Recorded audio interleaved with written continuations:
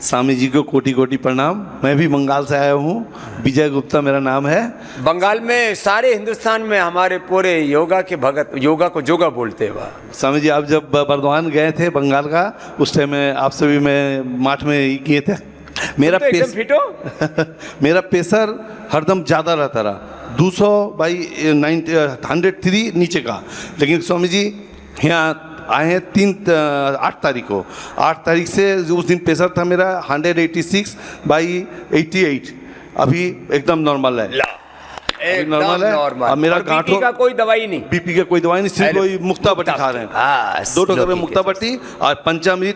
मेरे मिसेस आई है, उसका रोमाटिक आर्थराइटिस है, वो पंचामृत 3 महीना से भी आपको वो हमको जोर करके लगाई, हमने किया और प्राणायाम भी कर रहे हैं। स्वामी जी भी बहुत अच्छे हैं और मेरा वजन 11 किलो कम हो गया। लो वजन भी कम हो गया। 79 से 82 मेरा हरदम रन करता रहा, आज हो गया 69। बस एकदम फिट हो गया। कितना उम्र है तुम्हारा? मेरा उम्र हो गया 62। लो जवान हो गया दोबारा, रिजुवनेशन हो गया पूरा। खुश रहो, आशीर्वाद। तो सुबह सुबह पंचामृत पिया करो, गोघृत पान किया करो, हाँ ये पिया करो, नारियल। बड़ा सुबह सुबह एकदम तराई हो जाएगी, पेट में खुश्की नहीं आएगी, कोई गर्मी नहीं लगेगी, लू नहीं लगेगी। हाँ क्या इतनी गजब चीज़ें हैं। गोधन अर्घ पियो, गोधन अर्घ, गिलोय, आंवला, एलोवेरा, हनी सुबह सुबह पी लिया करो, फिर पेट बढ़िया साफ हो जाएगा। फिर ये पेट साफ होने के बाद 1 चम्मच ये लिया करो। और दिन में प्यास लगे तो पतंजलि की गुलाब शरबत, मैंगो शरबत, ब्राह्मी, शंखपुष्पी सब अच्छी चीज़ें हैं। और फिर इम्यूनिटी के लिए पूरे सर्दियों में तो मैंने स्वर्ण shilajit, curcumin gold, daily active और ये इम्यूनोग्रिट गोल्ड ये लिया। अब तो मैंने करक्यूमिन गोल्ड और स्वर्ण शिलाजीत बंद कर दिया, क्योंकि हमारी पित्त प्रकृति है। इम्यूनोग्रिट और ये डेली एक्टिव, बस ये 2 ही लेना। तो हम अभी अपना सुबह सुबह की डाइट ले लेते हैं, यही हमारा नाश्ता है। हम कुछ नहीं खाते इधर उधर की आड़ कबाड़, यही नाश्ता है, सूक्ष्म आहार। ये लॉन्गिविटी एंड इम्यूनिटी फूड है हमारा। अब बैठ करके आगे निरंतर ये अनुष्ठान चल रहा है, अभी यात्रा रुकी नहीं है। ऐसे एक अनुष्ठान की तरह आगे वज्रासन में बैठो। अब देखो,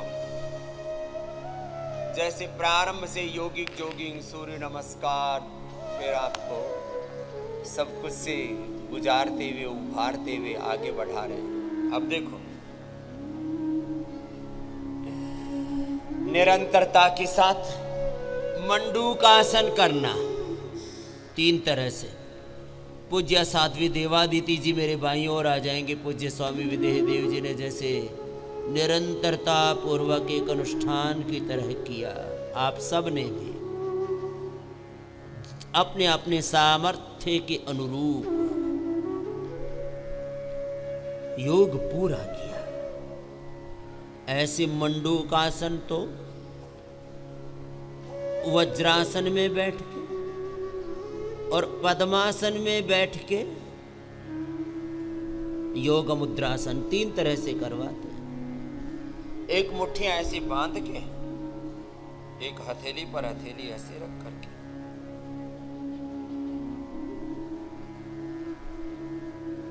और एक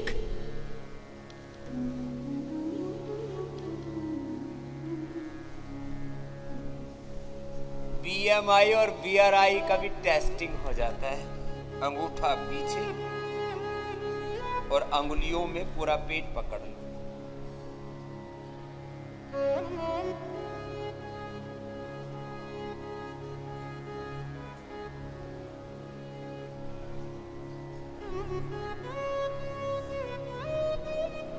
अब ये करने के लिए तो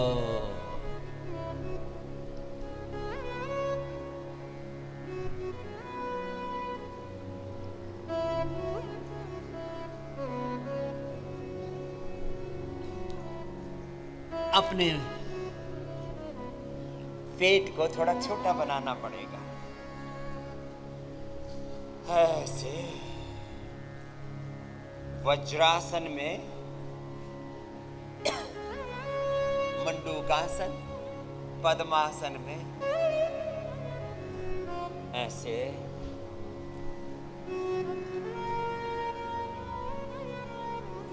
दोनों तरफ एड़ियां नाभि के लगी हुई, नाभि के दोनों ओर देखो ऐसी एड़ी। तुम्हारी भी एड़ी ऐसी ही लगी हुई है।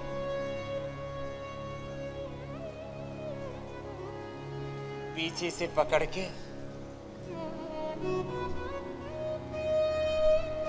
फिर आगे झुक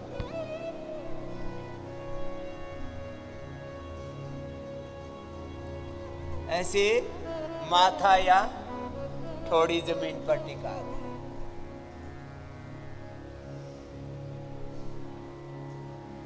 दूसरा, मुट्ठी बांध के दोनों एड़ियों पर मुट्ठी रखी,